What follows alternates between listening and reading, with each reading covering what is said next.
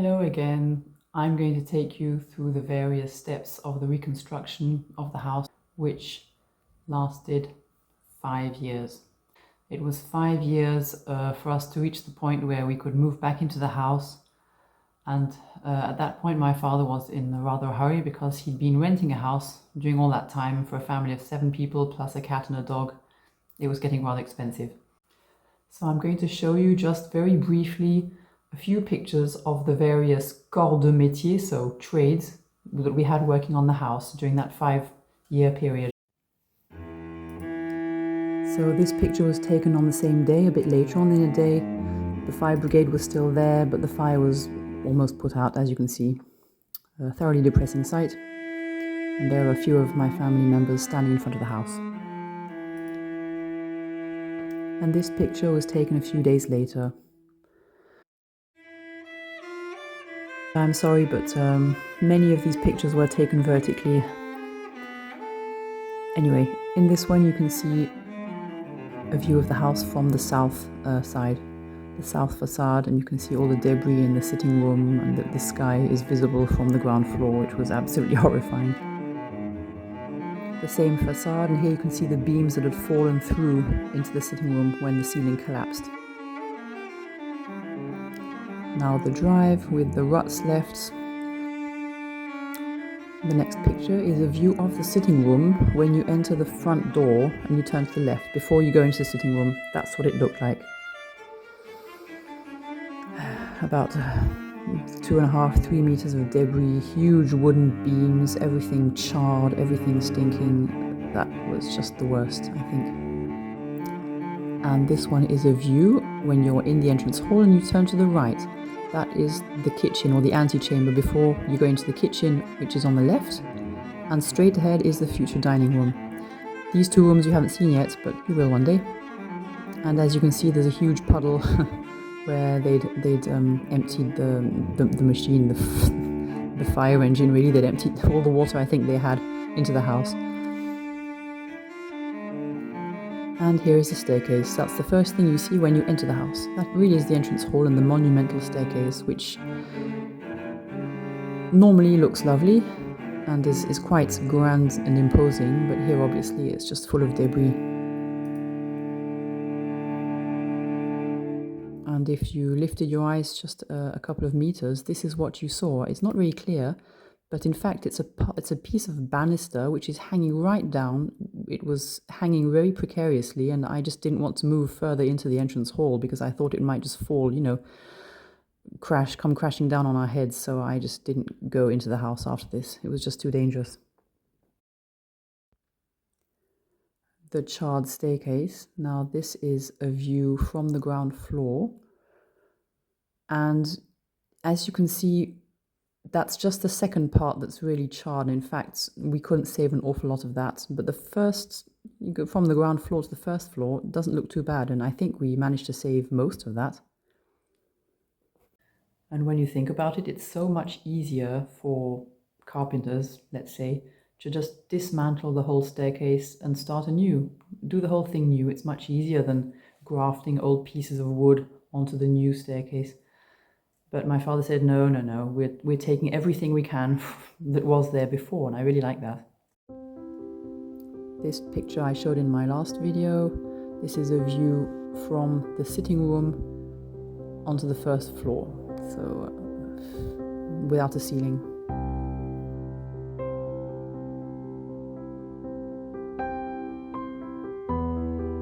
Now for the roof. The first thing they did, apart from getting rid of all the debris, was putting a roof made of corrugated iron and the scaffolding, and this roof blew off 2 or 3 times, if memory serves. Here you can see it's all rolled up. We do have the most terrible storms sometimes in Normandy, and even though the iron was bolted on quite solidly, when south winds storms arrive, they're really they're quite vicious. Here's a view of the north facade of the house. One of the chimneys hanging on for dear life, although ultimately the 2, I think, that were remaining There were 4 in the beginning, and 2 of them fell during the fire, and this one plus another held on for a while, but they were dismantled.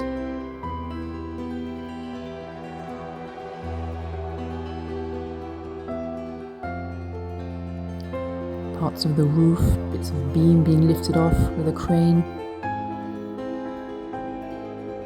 And that's a view from the landing into the east wing. Now, if you remember, those who have watched the other videos, this is the floor which was entirely done in parquet. Now these are the walls, the inside walls of the sitting room once they had been stripped of what was left of the wood panelling.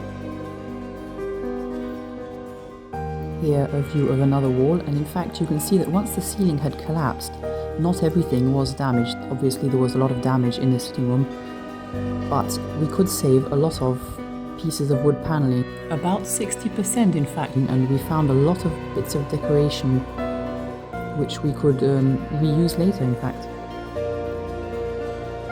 And here's a detail of the charred walls.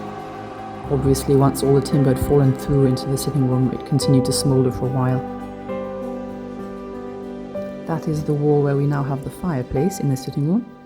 Now obviously there's no silver lining to this fire, it was absolutely ghastly all around, but if we had not had the fire, we would probably have had no reason to ever dismantle the wood panelling which was on the walls of the sitting room. And we would never have seen little nuggets like this.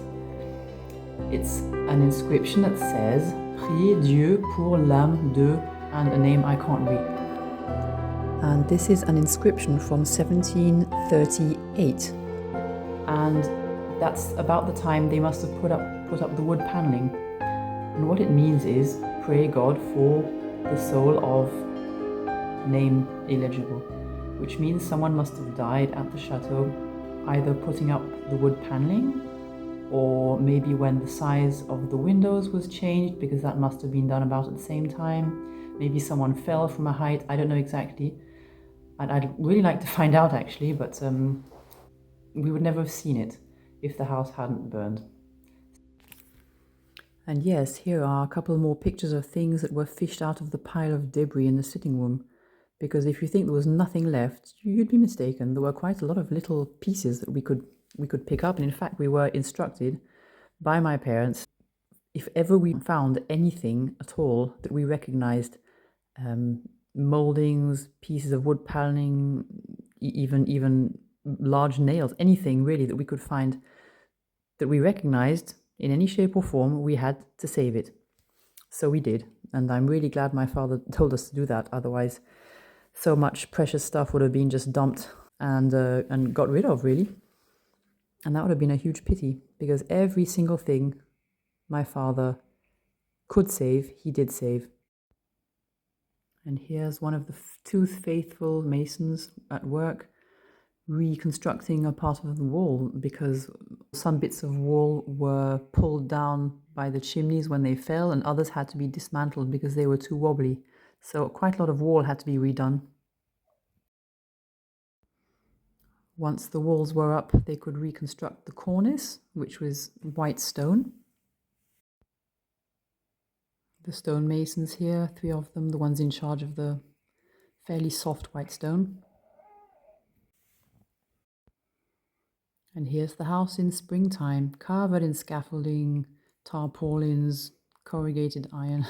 But I think at this point the walls were up.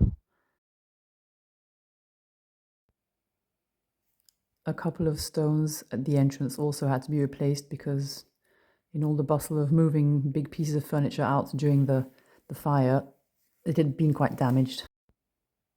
A view of the front of the house.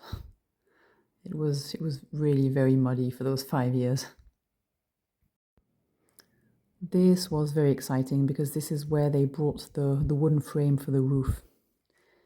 In bits, of course, in parts which they then assembled and then put up on top of the house with a crane. It just smelled so lovely, all this oak.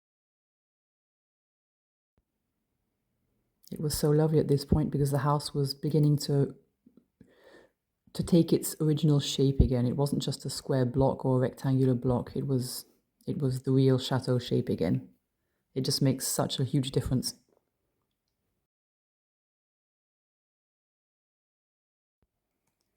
And once the roof was on, without the tiles, they could put the dormers back onto the wall. And here are the tiles waiting in crates to be put up.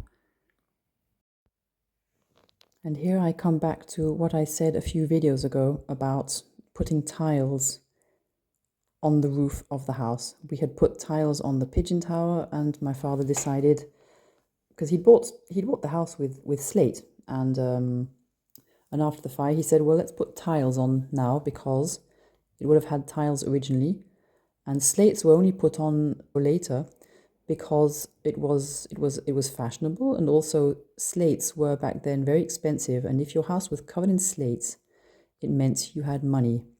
And this is something they quite like to show if they had it. That's also why many of these little chateaux and even bigger chateaux had all their windows enlarged, because glass was very expensive.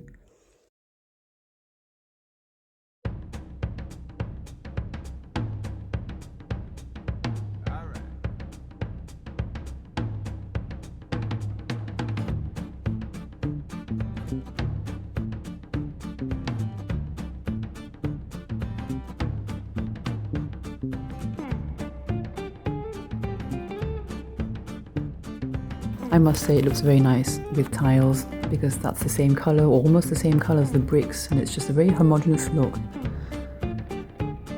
And because the garden didn't look like much then, we also parked the horses in front. We gave them some grazing space with a makeshift field, and here they are just lying around because they're stuffed. And with all that done, the walls reconstructed, the dormers, the tiles, they could now put up the chimneys. So after the fire, a lot of the east wing was still pretty intact.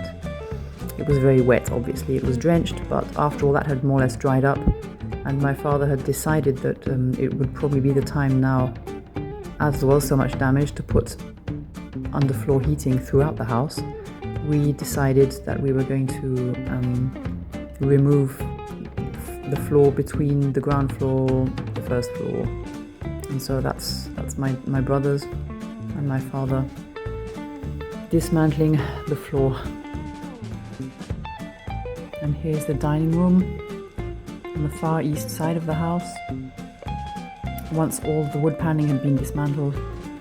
And here you can see right in the middle of the picture the support which was holding up the ground of the floor of the first floor, which had that big dipping that I mentioned before. What's interesting when you take down the wood paneling is that you see everything that's behind. So we got to have a proper look at the thickness of the walls, and like on this picture you can see this is the dining room, and you can see that one door was blocked off with grease blocks. I don't know who did that, it was not a very pretty job.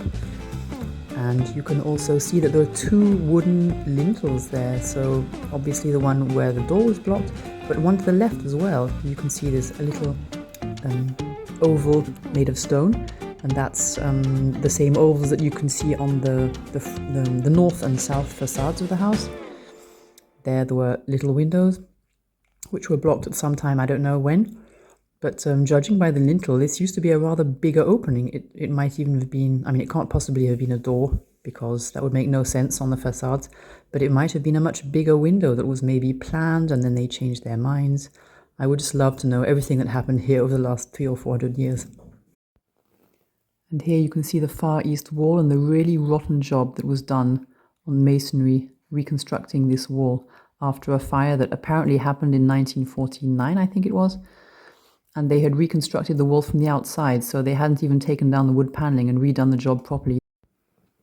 And here is the floor of the guest room, so the yellow room, with everything taken apart, dismantled. And here you can see a quite clear dip in the floor. It's really interesting taking out all the pieces of timber from a floor like this, because I think this is around the time we found a very small newspaper article from around the time of the French Revolution. Things were written rather differently from what they are now. We also found a rat skeleton. We found an awful lot of exciting things. And that is the view from the landing, the first landing. It looks very different with all the wood paneling taken down, doesn't it?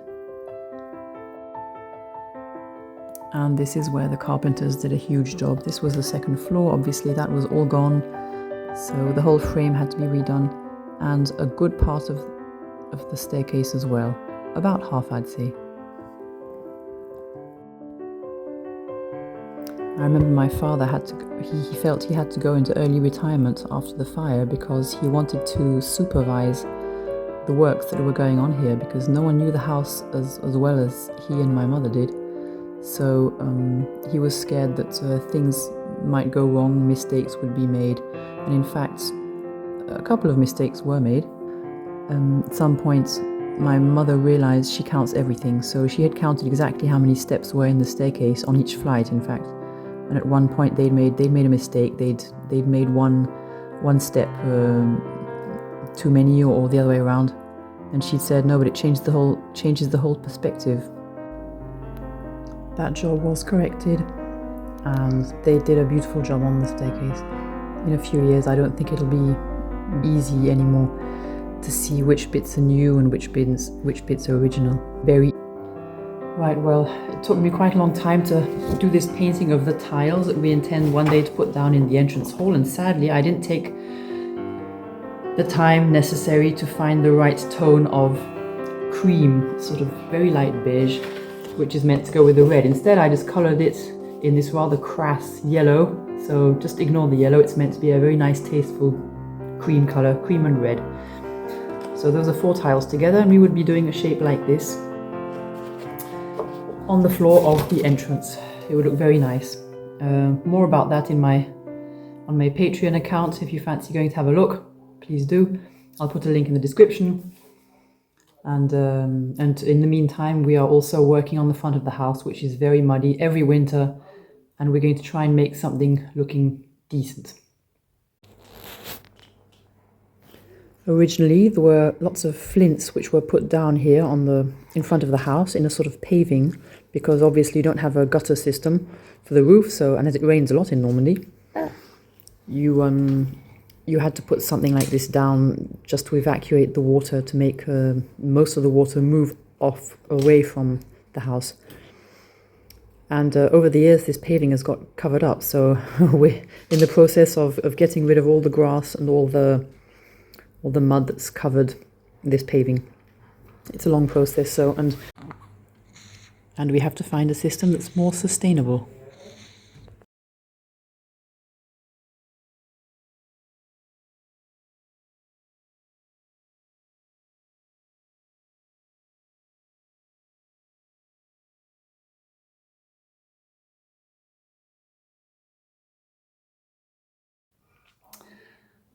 So thanks for watching, and I'll see you next time.